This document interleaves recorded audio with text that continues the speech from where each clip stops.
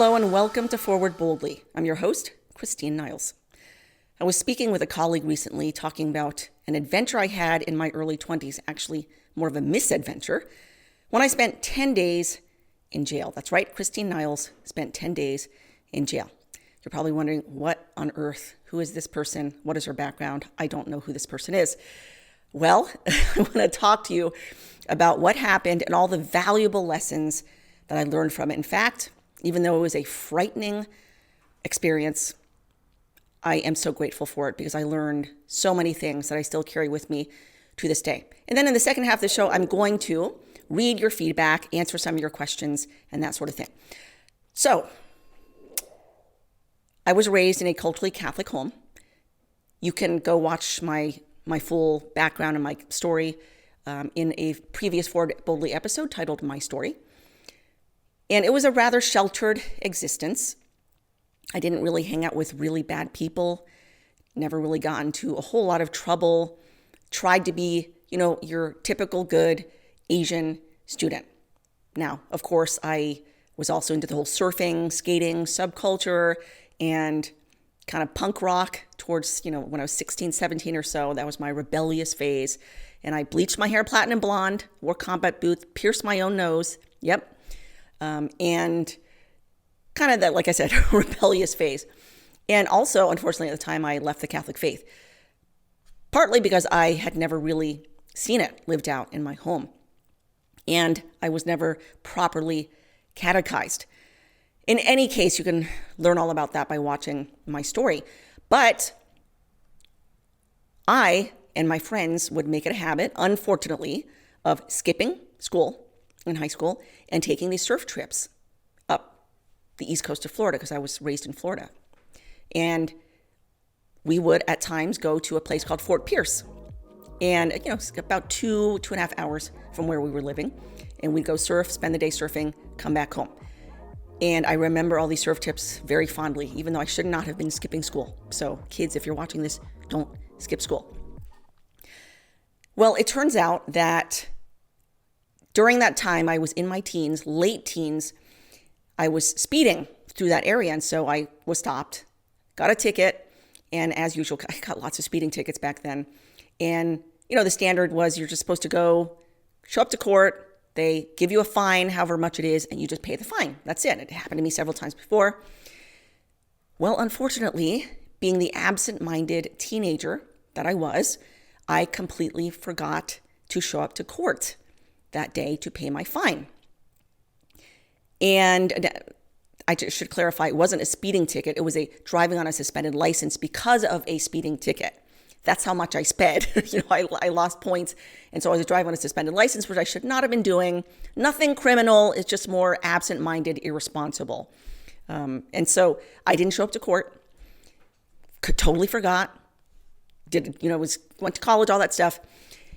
Anyway, I go to Oxford University for an exchange year. I studied at the Center for Medieval and Renaissance Studies. Loved it. Wonderful experience.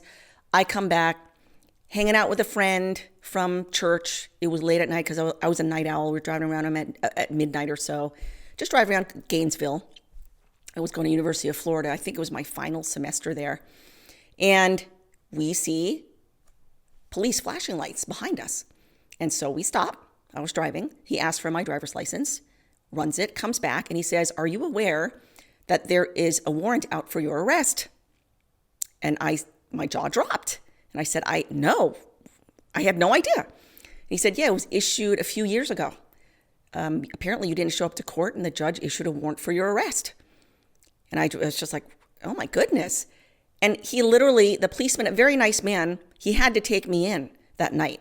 Now, he didn't cuff me, but he was required to zip tie my wrists. So I had to put my wrists in front of me like this, and he zip tied them.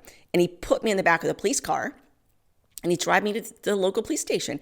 I'm just sitting there in shock because this has never happened to me in my entire life. I had literally just come back from Oxford University, and I'm pursuing a master's degree there, which I would complete later on. And so I'm sitting in shock, and they put me in a holding cell, and I'm there all night, basically, till 4 a.m. And I'm able to make my call, and I call my friend that I'd been driving around with, and he posted bond for me, picks me up. We go to Denny's. And it's, 4 or 5 in the morning. We have an early breakfast. And I'm explaining to him what happens. And so they essentially set a court date for me to show up. I've got to drive down to Fort Pierce and show up in court. Fort Pierce is several hours away from Gainesville. It's also several hours away from my parents' house, who lived in the opposite direction. And, I can't remember when the court date was. It might have been like a month later. I can't remember. So I show up. I'm dressed nicely. I'm expecting the judge to give me a fine, which I simply pay, and I walk out and over and done with. First thing you need to know about Fort Pierce is it's a very small town, very small East Coast town, provincial, kind of.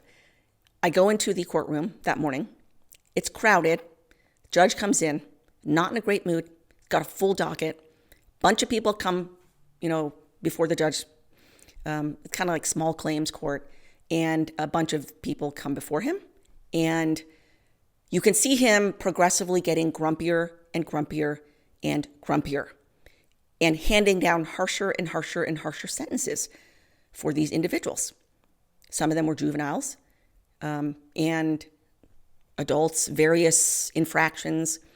And, he's like, okay, 30 days in jail, 60 days in jail, 6 months in jail for this or that and the other. So then it comes to my turn. By this time, the judge had been hearing these cases for probably 2.5 hours or so. He's grouchy, he's hungry, he wants to go. And so he looks at the facts of my case, and then he asks me, why didn't you show up in my courthouse on such and such a date? And me, being completely honest, somewhat naive, said, Your Honor, I forgot. Totally honest. He took that so personally. He says, you forgot? You forgot. You're telling me that my courtroom was not important enough for you to remember to show up here. That's what you're saying. And I was like, no, that's not what I mean. He wouldn't let me finish. He said, did you see the sentence that I just imposed on the fellow that came just before you? And I said, yes. And he said, 90 days in jail. And I am standing there in complete and total shock while the police take me away. They took me away, and this time they did handcuff me in front of everybody in the courtroom. Just took me away, handcuffed me, put me in the van. I am in complete shock. I'm walked over to the holding cell where I have to wait temporarily until they actually take me to the jail. And I'm there, and there are several holding cells kind of in a row. So I'm in there by myself. There's a fellow next to me, a black man, who clearly had been there many times before. He's like jumping around and making all sorts of noise and just being kind of nonchalant about the whole thing. But I've never been in jail in my life, and here I am facing 90 days. I'm still in shock, and I couldn't hold it back. I just started sobbing.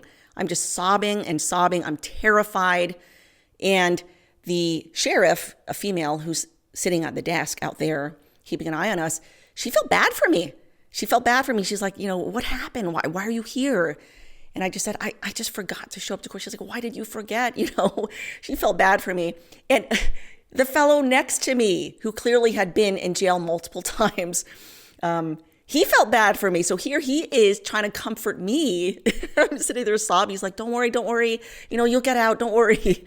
And so after a while sitting there, I don't remember how long, that's when they put me in the back of the white van. They transport me to the actual jail. I'm taken in. I'm processed. I'm still terrified. I want to take a moment to thank our sponsor, Real Estate for Life.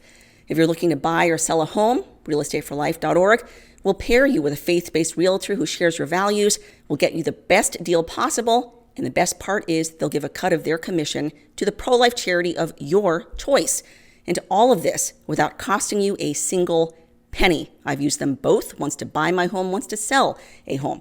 And I was very pleased in both circumstances. Just go to realestateforlife.org to learn more. That's realestateforlife.org. And there is this short male sheriff who was clearly not a good person. And when you come in, the protocol is for the female arrivals to be patted down just to make sure that you aren't carrying any weapons or nothing like that. And the protocol is a female officer is supposed to do that with the female, arrivals. This guy comes up and looks at me, and he basically sees his chance.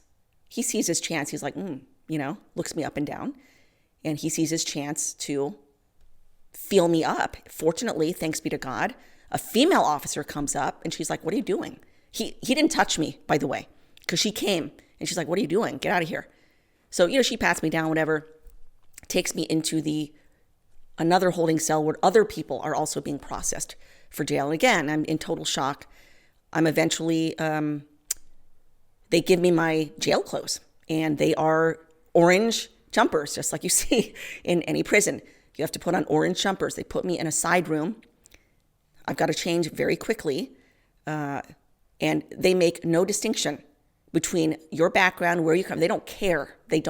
To them, you're just another person going to jail who did something wrong that has to be processed. They couldn't care less. They don't know anything about your background. And so some of them were kind. I remember the ones who were kind, and then the others were very cold. And there was one sheriff that I really appreciate. He came up to me, and he knew about my background, and he just basically said, you don't belong here. You don't belong here. And he said, I'm gonna try to see if during your time here you can work in the law library, because he knew about my background. He was telling me, I'm gonna try to see if I can get you in there. So I very much appreciated that kindness, because I was so devastated and confused and all of this at that time. I'd never undergone anything like this, but I just remember the people who tried to help me and the people who were kind versus the people who tried to take advantage of me. Fortunately, God protected me from that, not being taken advantage of, because the experience was traumatic enough and frightening enough. I'm very grateful. God had his protective hand over me the entire time. And I didn't necessarily feel it, know it at the time, but looking back, I see he did indeed. And he was far gentler with me than could have been the case. To be honest, at that time in my life, I was very far from God. Even though I was a Protestant, pro-life, conservative, all of that, I was far from him. I was far from him and not living a life faithful to him. And I look back on that time now, and I see it as God's way of giving me the shake, like the severe, they call it a severe mercy. It was a severe mercy that God granted me during that time to bring me back to him, to bring us back so that I was back again walking in the faith as I knew it at the time and living a life pleasing to him. And I had to go through this very shocking and frightening experience for him to remind me, Christine, return to me. Return to me. You were going in the wrong path, and you were going to continue to go in the wrong path, and here I am bringing you back forcefully to the right path. Because when you're in there, you realize when you're brought to rock bottom, because that's what it was for me, rock bottom, you have nowhere else to turn to but to look to God. And that's what happened to me. It was jarring, it was shocking, but I needed it at the time. And that's why I called it a severe mercy. It was God's goodness that allowed me to go through this. And it wasn't just that. So here I am, I'm wearing my orange jumpsuit and being brought into the actual cell where I'm going to be staying. And the cell was essentially, there's a big common area with steel tables and chairs bolted down to this concrete floor.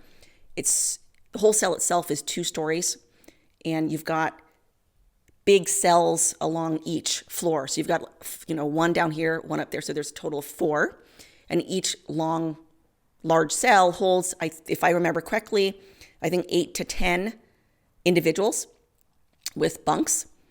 And so I was placed in the second floor on this side, and I had a lower bunk. And you're just sharing them with other women. And these women came from everywhere. There were prostitutes. There were people in there for having forged checks. There were people in there for assault and battery, all sorts of different things. I think I was the only one in there for a traffic infraction. And I mostly kept to myself, but I also had conversations with different people there just to learn about their background. And this was another very valuable lesson for me, because it's so easy for us to stand in judgment over the people behind bars. It's so easy for us to look at them as the other and to think, oh, they did something really bad. They're criminals. That's not me. I'm not part of that. So they are the other. And for the first time in my life, I was on that other side. I was now the other. Here I was with all these individuals who previously I had judged, just the way that any of us do. We judge. And here I am sitting among them, eating with them, sleeping with them, talking with them, learning about them. And the entire experience humanized these individuals for me, because I learned that they're from all different backgrounds. I'm not saying that what they did was right, not at all, but it still humanized these individuals for me. For instance, there was a lady I spoke to who was in there for having forged checks. Well, the reason that she forged the checks was because she ran out of money to buy groceries for herself and her family. I'm not saying, again, that that's right. It's not right. But I felt compassion. I felt sympathy for her. And now she was in jail, and it was even harder now for her and for her family. And there was a prostitute named Diane that I got to know. Again, it's so easy for us to sit back and judge these individuals for their life. But I learned all about her lifestyle. She was in her early 20s, but my goodness, she looked like she was in her 40s because of the hard living that she had done and the drugs and all of that. She was the sweetest person. She truly was the sweetest person, but she had unfortunately fallen into this horrible lifestyle. From a young age, her father had sexually abused her. She ran away from home as an adolescent. She fell into this lifestyle of prostitution, which is all that she had known. She ended up having 2 children, a boy and a girl, and she couldn't take care of them, and so she allowed her mom, their grandmother, to take care of them. And like I said, I actually spent a total of 10 days, all told, in jail, speaking with these individuals and talking with them. The experience was humiliating because you have no privacy. Each cell has its own toilet, but the toilet is literally right there in the open. There's no door. It's literally, there's your bunk, there's someone else's bunk, and there's the toilet. And, it's like, it was humiliating. Same thing with the showers. No curtains, nothing. And you're lined up like cattle, basically, and you have like 5 minutes to shower. And then and they're all staring at you. And then the next person comes, and the next. And technically, only female officers were supposed to be in that wing of the jail. Outside our common area, there was the police officers' kind of office, which had a row of glass windows so they could keep an eye on us. And technically, like I said, only female officers were supposed to be in that area. But male officers, I could see them from the windows. They came. I have no idea if the male officers were there watching us as we were showering. I have no idea. But, that sort of thing was happening. And there was a curfew. I can't remember the time, but, at a certain time, we'd have to come back into our cells. They would lock the door behind us. We couldn't go out into the common area. And I remember one night lying down, and in the middle of the night, I was awakened by a black female in one of the other cells screaming bloody murder. She was screaming like someone was attacking her. It was terrible, and it went on for a long time until somebody calmed her down. And it was clearly some sort of nightmare or something like that, but I'd never heard anybody scream like that before, and for as long as she did. It was like somebody was literally attacking her, even though nobody was. And then someone finally, calmed her down from this nightmare. And one of my cellmates said someone took her. He said somebody took her. Meaning someone probably had raped her, had attacked her, and she was reliving that nightmare. So these are some of the things that I was experiencing while I was spending time there. And I remember too, the first night that I spent there, when I woke up, it was like a nightmare for me. I don't know if you've ever had that experience where I wake up, I had completely forgotten about everything that happened. I just woke up expecting to see, the normal view of my bedroom and things like that. And I remember looking up and seeing the steel bottom of the bunk in front of me and the cement cinder block walls and then the bars. And it was just like this nightmare, this realization that, wow, here I am. I'm stuck here for a long time. And it was just a nightmare for me. We had a court hearing. I think it was after a day or two that I'd been there. We had a court hearing. My parents came. They had hired a lawyer. Of course, my mother was just horribly, horribly sad and, concerned for me, everything. And we show up before the judge, and the lawyer's like, "Oh, Christine, we're going to be able to get you out right away. Don't worry about it." And so the lawyer gets up, and he's talking about my background, how I have a high GPA, and I just come back from Oxford, and I'm a upstanding citizen. I've never been in trouble before, and all this stuff. And the judge asks me, "What do you have to say for yourself?" And I had never in my life felt so small and so scared before anybody. I mean, I felt like an inch tall standing in front of this judge who was sitting up there looking down on me from his big desk. And I just felt this small, and my voice could barely come out. That's how frightened I was.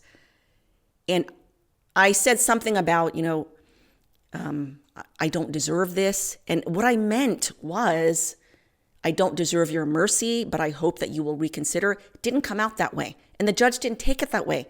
And he again got angry at me. And he said, "What do you mean, you don't deserve this? You think you deserve better than this? I need time to think about this and what I'm going to do. And we'll meet again in a week." And they take me out. And I was in, just to give you a picture, here I am in my orange jumpsuit. This time they did shackle me. They shackled me on my wrists with chains that were attached to my ankles, which were also shackled. So I looked like a prisoner, okay? I looked like a criminal and a prisoner. And I remember it struck me when the policeman was taking me through the hall to the courtroom, and they don't know anything about me. I just looked like any of the other cellmates. That's it. And I remember the looks I was getting from people, the looks I was getting from the policemen, the looks I was getting from the individuals sitting in the courtroom as they brought me in. Looks of judgment, of recrimination. And I remember at that time, I was so struck. I thought, I wonder, how did they look at our Lord? This is how they must have looked at our Lord, but far worse, when they dragged him away to be crucified like a common criminal, like the worst of criminals, and people looked at him with recrimination, with judgment as a criminal, because they didn't know any better. They didn't know anything. All they knew was, here he is. Here's another criminal being taken for his punishment. Same with me. And that has always stayed with me. And it struck me in that moment. And I'm so grateful for it, because it gave me a chance to experience just a little bit of what our Lord experienced. And I remember too, it hurt. It hurt. Especially when you're in your 20s and you take things much harder in your 20s than now in my 40s.